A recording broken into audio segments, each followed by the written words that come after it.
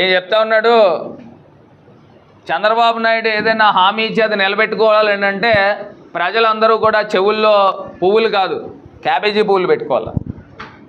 2014లో ఏ రకమైన హామీలు 10,000 పెన్షన్ చేస్తానని చెప్పాడు. చనిపోతే ఎవరైనా చనిపోతే వాళ్ళ రీప్లేస్మెంట్లో ఆ జన్మభూమి కమిటీలు రీప్లేస్ చేస్తే కానీ పెన్షన్లు ఇచ్చే పరిస్థితులు లేవు. అలాంటి పరిస్థితుల్లో ఇవాళ జగనన్న ఏ రకంగా చేస్తున్నారండి? ఆంధ్రప్రదేశ్ రాష్ట్రంలో ప్రతి ఇంటికి కూడా పెద్ద కొడుకులా వ్యవహరిస్తూ ఉన్నాడు. ఇవాళ చెప్తా ఉన్నారు, లోకల్గా ఈ తెలుగుదేశం పార్టీ ఎమ్మెల్యే ఆదిరెడ్డి భవానీ గారు భర్త చెప్తా ఉన్నాడు. ఇందాక ఏదో ప్రెస్ మీట్ పెట్టాడు, మన వాళ్ళు చెప్తా ఉన్నారు. మరి అదేంటో నేను చూడలేదు, కానీ అలాంటి వాడు ప్రెస్ మీట్ చూసే టైం కూడా నాకు లేదు. కానీ ఒకటైతే చెప్తాను, ఇప్పుడు మా వాళ్ళు చెప్తా ఉన్నారు కాబట్టి అదేవో ఇచ్చిన పట్టాలు దొంగ పట్టాలు ఫేక్ పట్టాలు అని చెప్తా ఉన్నాడు. నేను ఒకటే చెప్తా ఉన్నా, ఇచ్చిన పట్టాలు నేను గతంలో కూడా చెప్పా, ఇప్పుడు కూడా చెప్తున్నా.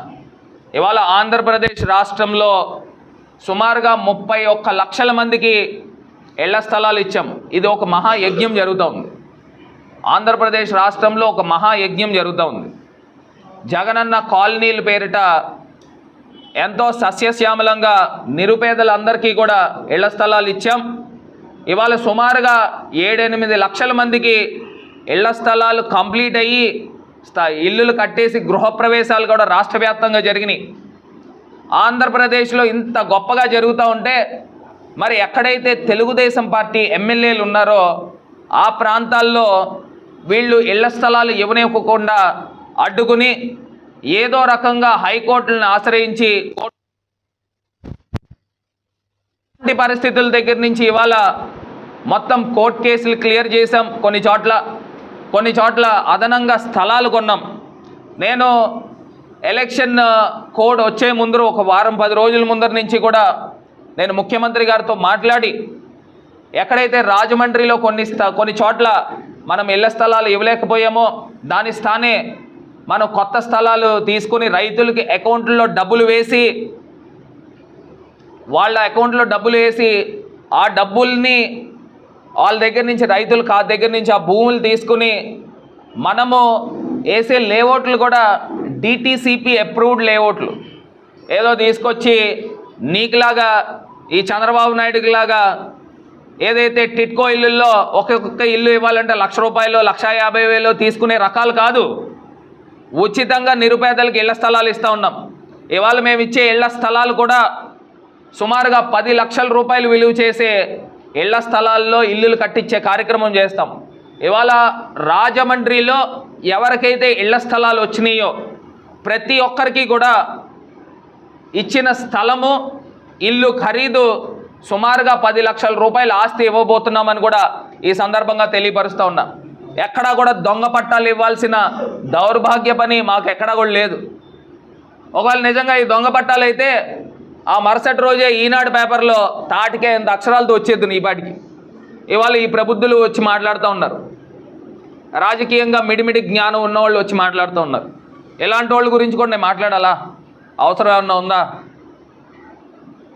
మరి ఒక్కసారి జగన్మోహన్ రెడ్డి గారు ఇంకా 30 సంవత్సరాల పాటు ఆంధ్రప్రదేశ్ రాష్ట్రాన్ని అద్భుతంగా సేవ చేయబోతూ ఉన్నారు. ఈ చంద్రబాబు నాయుడు గారికి ఇది లాస్ట్ టర్మ్. ఆయన ఎన్ని అబద్ధాలైనా ఆడతాడు, ఎందుకంటే వాళ్ళ కొడుకుని ఏదో రకంగా గట్టెక్కించాలి కాబట్టి. ఇవాళ ముఖ్యమంత్రి గారు బ్లడ్లోనే ఉంది. రాజశేఖర్ రెడ్డి గారు ఏదైనా మాట ఇస్తే ఎంత దూరమైనా వెళ్తారు. అదే రకంగా జగనన్న కూడా ప్రజలకు ఏదైనా మాట ఇస్తే ఎంత దూరమైనా వెళ్తారు. ఇవాళ ఇచ్చే ప్రతి ఇల్లు కూడా ప్రతి స్థలం కూడా మేము పూర్తి బాధ్యత తీసుకుని వాళ్ళకి రేపు దేవుడి దయతో ప్రజల దీవెనలతో జగనన్న ముఖ్యమంత్రి అయిన తర్వాత ఇక్కడ స్థానికంగా మనం ఎమ్మెల్యే అయిన తర్వాత ప్రతి ఇంటింటికి కూడా ఇళ్ల స్థలము ఇచ్చి పేదవాళ్ళు, మీరు తెలుగుదేశం పార్టీ నాయకులైనా కానివ్వండి, జనసేన పార్టీ నాయకులైనా కానివ్వండి, వాళ్ళు పేదరికంలో ఉంటే అదే మేము కొలమానంగా తీసుకుని ఇవాళ వాళ్ళకి ఇళ్ల స్థలాలు కల్పించి ఇల్లులు కట్టించే బాధ్యత పూర్తి స్థాయిగా నేనే తీసుకుంటానని ఈ సందర్భంగా తెలియపరుస్తూ మరి ఇవాళ ఈ మీడియా మిత్రులందరి సమక్షంలో ఈ కార్యక్రమాన్ని ఏర్పాటు చేశాము. ఇందాక పెన్షనర్స్ గురించి ఒక మాట చెప్పడం మర్చిపోయినా. చంద్రబాబు నాయుడు గారు దిగిపోయే టైంలో 39 లక్షల మందికి పెన్షన్ ఇస్తే ఇవాళ జగనన్న ఈ టైంకి ఇప్పుడు మనం ఇచ్చేది 66,70,000 మందికి ఇస్తున్నాం, ఆల్మోస్ట్ డబుల్. ఆయన 1000 రూపాయలు ఇస్తే మేము 3,000 రూపాయలు ఇస్తాం. ఇంకా రాబోయే రోజుల్లో మా మేనిఫెస్టో రిలీజ్ అవుతుంది, ఇంకా మేము పేద ప్రజలకు ఏమేం చేస్తామనేది ఇంకా అనౌన్స్ చేస్తాం. పెన్షన్ విషయంలో నెలకి 19,000 కోట్ల రూపాయలు ఇస్తుంటే ఆర్థిక సంవత్సరం ఎండింగ్ అని తెలుసు, ఆదివారం అని తెలుసు, ఈవేళ 1వ తారీఖు డబ్బులు అంటే 2 రోజుల ముందుగానే తీసుకోవాలి. అంటే తెలుగుదేశాన్ని ఆపాదించడానికే వీళ్ళు ఎలా చేశారనే అభియోగం ఉంటుంది. అంటే పెన్షన్స్ ఎందుకు ముందు తీసుకోలేదు వాళ్ళు, అంటే అమౌంట్ ముందు డ్రా చేయాలి కదా. అంటే ఎన్నికల కోర్టు నియమావళి ఉండగానే వాళ్ళు స్క్రీనింగ్ కమిటీ లేకుండానే డబ్బులు చెల్లించారు 13,000 కోట్ల రూపాయలు. ఈ పెన్షన్ అమౌంట్ ఎందుకు తీసుకోలేదు వాళ్ళు, అంటే జగన్ ప్రీ ప్లాన్ గానే ఇది కావాలనే జాప్యం చేశారనే అభియోగం అవుతుంది. దాని మీద ఏం చెప్తారు? ఏమండి నేను ఒకటి చెప్పనా, అంటే 1వ తారీఖు పెన్షన్ ఇవ్వాలంటే వాళ్ళు 28 డ్రా చేయాలి, ఎందుకంటే 2 రోజులు సెలవు వచ్చింది కాబట్టి. ఏదైనా ఆపాదించడానికి వీళ్ళు జాప్యం చేశారనేది ఒక అభియోగం. కాదు, good Friday, Saturday, Sunday, year ending 5 రోజులు అవుతుంది. ఒకటే చెప్తున్నాను అన్న, మీరు ఏమన్నా ఊహించారా ఎలక్షన్ కమిషన్ ఈ నిర్ణయం? నాకు అర్థమవుతుంది మీరు చెప్పిన సబ్జెక్ట్ నాకు అర్థమవుతుంది.